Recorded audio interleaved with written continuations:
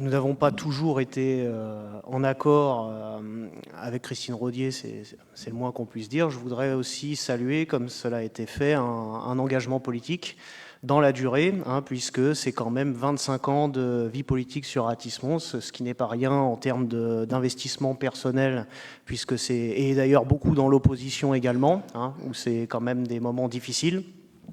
Donc je pense qu'il faut rendre hommage à cet engagement à un moment où l'engagement est de plus en plus difficile pour les uns et les autres. C'est aussi quelqu'un qui a des qualités personnelles assez indéniables sur au moins 2 points qui ont été rappelés.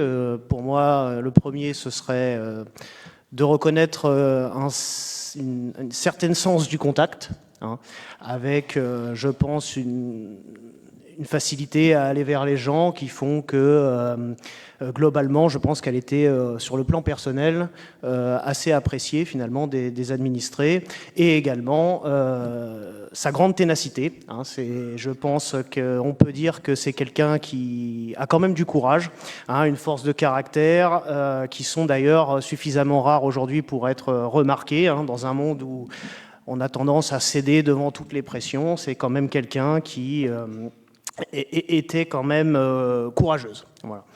Et au-delà donc de l'aspect personnel, je voudrais dire qu'avec le recul, même si à mon sens c'est quelqu'un qui a été assez mal conseillé, elle a malgré tout légué à la ville un certain nombre de réalisations, notamment au niveau de la situation financière de la commune.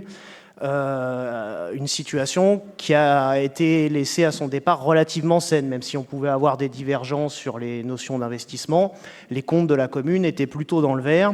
Et alors, on en parlera tout à l'heure avec le rapport d'orientation budgétaire. On voit que cette situation, c'est quand même, si ce n'est dégradé, du moins beaucoup compliqué depuis. Voilà.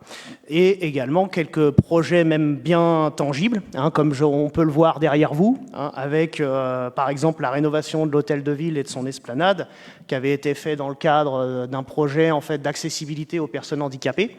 Alors je sais que la fontaine, etc., tout le monde ne partage pas forcément l'attrait qu'il y a pu avoir pour ce projet. En tout cas, moi, je trouvais que c'était plutôt réussi. Puis c'est pas mal. Alors certes, c'est beaucoup dans l'esthétique, mais parfois l'esthétique, ça fait du bien. Quand on voit les sommes qu'on dépense dans différents projets, c'est bien aussi, vu ce que c'était avant, de voir qu'il y a eu quand même une belle amélioration qui est accessible à tous au niveau de l'hôtel de ville. Et aussi, finalement, la salle dans laquelle on se trouve ce soir, parce qu'il ne faut pas oublier que ici, la salle des fêtes d'Athis Mons, ça a quand même été une réalisation qui n'existait pas avant, malgré le fait qu'on avait quand même une ville, vous l'avez rappelé la dernière fois, en croissance, avec 36 000 habitants. La ville n'avait même pas une salle des fêtes digne de ce nom. Et d'ailleurs, dans des mandats précédents, j'ai souvenir qu'on ne pouvait même pas organiser les vœux sur la commune, qu'on était obligé de mendier à la commune de Juvisy voisine, qui pourtant est 2 fois moins importante pour pouvoir une salle. Cela dit, vous avez résolu le problème puisque les vœux ont été supprimés. Donc voilà, ça vous savez ce que j'en pense.